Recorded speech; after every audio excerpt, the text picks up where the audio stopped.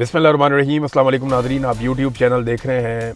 मैं इमरान खान हूँ। Street movement के नाम पे ये एक्टिविटीज़ तो हो रही हैं, लेकिन जो इनको खर्चा चाहिए होगा, जो इनको पैसा चाहिए होगा, अगर आपने बहुत बड़े पैमाने पे आप मिलियंस लोगों को अगर लेकर जाना चाहते हैं इस्लामाबाद, तो आपका रोज़ाना का खर्चा जो है वो लगभग 10 करोड़ 20 करोड़ तक का आपका खर्चा, या हो सकता है इससे ऊपर नीचे आपका खर्चा हो। तो इतना खर्चा करने के लिए पैसा किधर है? वो पैसा भी तो आपको अरेंज करना पड़ेगा, आपको मैनेज करना पड़ेगा कि इतने सारे लोगों का खाना है, चलना फिरना है, उनके वॉशरूम्स हैं, बाकी चीज़ें हैं, ये सब आप कैसे अरेंज करेंगे? इसके लिए आपको बड़े पैमाने पे फंडिंग करनी पड़ेगी। लेकिन अभी तक मुझे, क्योंकि मैं इंटरनली भी चेक करता रहता हूँ मुख्तलिफ सोर्सेज से, तो अभी तक यहाँ पे कोई इस किस्म की एक्टिविटी दिखाई नहीं दी। अलीमा खानम के हवाले से एक कंट्रोवर्सी पैदा हो गई है कि उन्हें जनाब खान ने मना कर दिया है कि आपने कोई किसी किस्म की स्ट्रीट मूवमेंट नहीं चलानी। देखें, इमरान खान मना करे या ना करे, वो इमरान खान की बहन है और उनका ये हक है कि वो एक पॉलिटिकल ओपिनियन अपनी रखें, और हर शख्स का ये हक है कि वो आवाज़ उठाए जमहूरियत के लिए, इंसानियत के लिए। और अलीमा खानम को निकलने से तो कोई मना नहीं कर सकता कि वो इमरान खान के लिए निकले, कोई मना नहीं कर सकता। वो पाकिस्तान तहरीक-ए-इंसाफ के प्लेटफॉर्म से जाती भी नहीं है, कभी हमने उनके हाथ में पाकिस्तान तहरीक-ए-इंसाफ का झंडा भी नहीं देखा। वो बतौर बहन निकलती है, वो बतौर पॉलिटिकल लीडर नहीं निकलती। लेकिन इमरान खान साहब सख्त खिलाफ भी हैं मौरूसियत के, ये भी हम सब अच्छी तरह जानते हैं। मेरे ख्याल में अलीमा खानम के मामले में क्या है, मैं आपको नेक्स्ट वीलॉग में बता पाऊंगा डायरेक्टली बात करके कि इन लोगों के साथ हुआ क्या।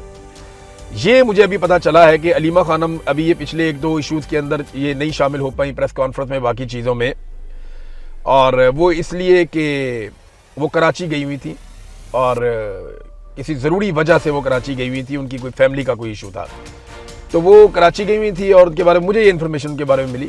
नेक्स्ट वीलॉग में आपको बताता हूँ कि क्या होगा। वाला ये मैं आपको बताता हूँ कि एक चीज़ है, अलीमा खानम की ओपिनियन थी, लेकिन बात तो वही होती है ना जो अक्सरियत की होती है। जो बात तय हो जाती है फैमिली में और पार्टी में, वही असल बात होती है जो बाहर आती है। फिर वो अलीमा खानम भी अपने मुँह से वही बात करती हैं।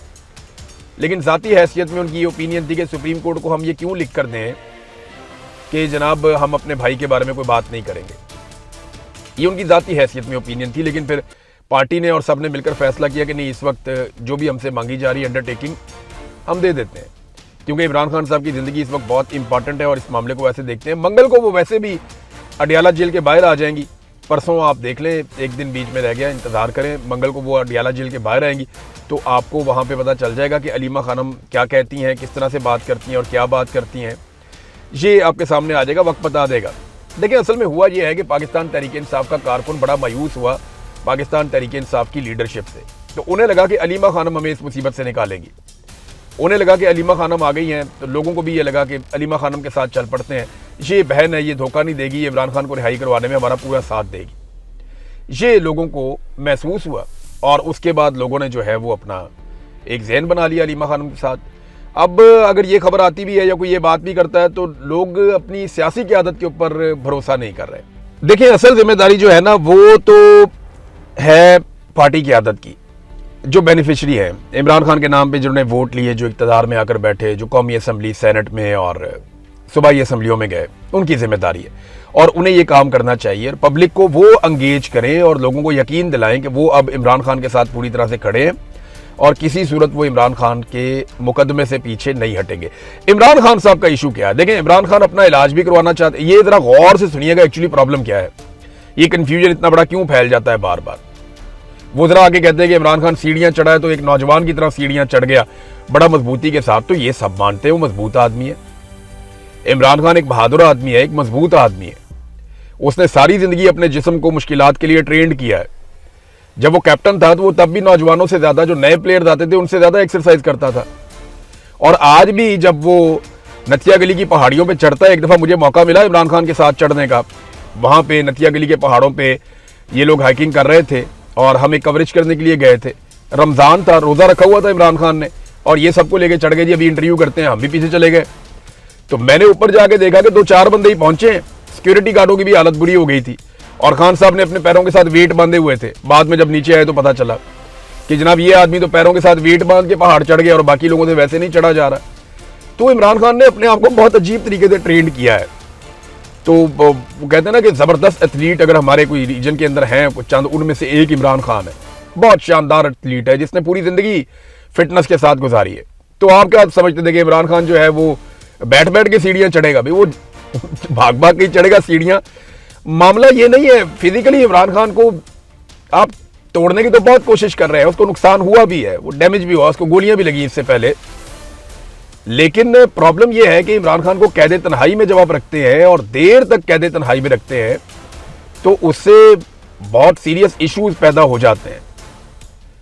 उससे कैद तन्हाई में जो आदमी होता है, मैं आपको बार बार ये कहता हूं कि आप एक्सप्लेन, मैं आपके सामने क्या करूं, आपको समझ ही नहीं आएगी। मुझे इस पे पूरा एक वीलॉग करना पड़ेगा कि कैद तन्हाई इंसान पे किस तरह से इफेक्ट डालती है। आपको मैं समझा ही नहीं पाऊंगा, उसके लिए मुझे कम से कम 15-20 मिनट बात करनी पड़ेगी, पॉइंट्स लिखने पड़ेंगे कि ये चीजें आपके साथ कैद तन्हाई में होती हैं। फिर उनको जिस तरह की मेडिसिन दी जा रही हैं, इस बात का भी शक है कि उनको स्लो पॉइजन किया जा रहा है। वो खुद कहते हैं कि उन्हें मार दिया जाएगा मोहम्मद मुर्सी की तरह। तो इमरान खान अपना इलाज करवाना चाहते हैं, अपने टेस्ट करवाना चाहते हैं, लेकिन वो कोई भीख नहीं लेना चाहते और वो ये तासुर भी नहीं देना चाहते कि वो आसाबी तौर पर और जिस्मानी तौर पर खुद को कमजोर भी नहीं दिखाना चाहते। उनकी रिहाई के लिए कोई मेडिकल ग्राउंड, याद रखिएगा, नहीं होगी। वो तस्लीम नहीं करेंगे इमरान खान साहब मेडिकल ग्राउंड के ऊपर रिहाई। ये बहुत मुश्किल है, वक्त का कोई पता नहीं होता। मैं कोई बहुत बड़ा दावा नहीं कर रहा, लेकिन ये बहुत मुश्किल है कि आप इमरान खान साहब से ये तस्लीम करवा लें कि वो तिब्बी बुनियादों के ऊपर अपनी रिहाई करवा लें या कोई जमानत ले लें। वो सिर्फ अदालती इंसाफ की सूरत में बाहर आएंगे या सख्त तरीन अवामी एहतजाज की सूरत में कोई रास्ता निकला तो इमरान खान साहब बाहर आएंगे। देखिए, बातचीत इमरान खान करना चाहते हैं और बातचीत के जरिए से रास्ता निकालना इमरान खान साहब की पहले दिन से ख्वाहिश है कि बातचीत की जाए, मगर इसके लिए वो अपनी जाती डील नहीं लेंगे इमरान खान साहब, और ना ही ऐसा कोई तासुर बनने देंगे। ये बात आप सबको अपने ज़हन में रखनी चाहिए। फजलुर रहमान साहब ने एक मरतबा फिर जरा थोड़ा सा आड़े हाथों लिया हुकूमत को, और जिस इशू पे कोई भी बात नहीं कर रहा, वो एक टैबू है, उस पर जो बात करेगा उसके लिए प्रॉब्लम क्रिएट हो जाएगा, क्योंकि आसिम मुनीर साहब को फायदा मिला है। तो आसिम मुनीर तो पाकिस्तान में इस वक्त एक खुदाई दावाई हुआ है, अजीबो गरीब सूरत हाल है। लेकिन फजलुर रहमान साहब ने फिर हौसला किया और उन्होंने इसके बारे में बात की। ये बात पाकिस्तान तहरीक इंसाफ को भी करनी चाहिए थी, उन्होंने नहीं की। फजलुर रहमान ने कहा कि आप army chief, chief of defence forces और फील्ड मार्शल भी होंगे, उससे हमारा कोई सरोकार नहीं है, लेकिन जो इख्तियारात पार्लियामेंट के होने चाहिए वो एक शख्स को दे दिए गए हैं। और कहा गया कि अगर इसमें मजीद कानून साजी की जरूरत होगी तो फैसला वफाकी हुकूमत करेगी। यानी इसमें पार्लियामेंट को भी निकाल दिया गया, क्योंकि हुकूमत को बूट के नीचे दबाना उनके लिए ज्यादा आसान है।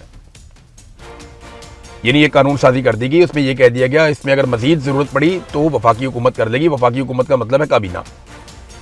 पार्लियामान को बिल्कुल बाहर कर दिया। बहुत सारे इख्तियारात जो पार्लियामान के पास थे या हुकूमत के पास होते थे, वो सारे इख्तियारात फील्ड मार्शल आसिम मुनीर को बतौर CDF दे दिए गए। फिर उन्होंने कहा अगर सियासी कारकुन फौज की हदूद में मुदाखलत नहीं कर सकता तो फौज को भी सियासत में मुदाखलत का हक नहीं है। अभी हाल ही में कानून साजी की गई, लेकिन इस पर किसी ने बहस नहीं की। कानून साजी की जो शक्ल सामने आ रही है वो आइन से मुतसादिम नजर आती है। ये भी फजलुर रहमान साहब ने कहा। उन्होंने कहा इदारे के अंदर इंतजामी तब्दीलियों से हमारा कोई सरोकार नहीं है, तहम पार्लियामेंट के इख्तियारात मुक्तदरा के एक फर्द को दे दिए गए हैं। कमांड और कंट्रोल का इख्तियार वफाकी हुकूमत के पास था। हम असूली इख्तलाफ कर रहे हैं, किसी को गाली तो नहीं दे रहे।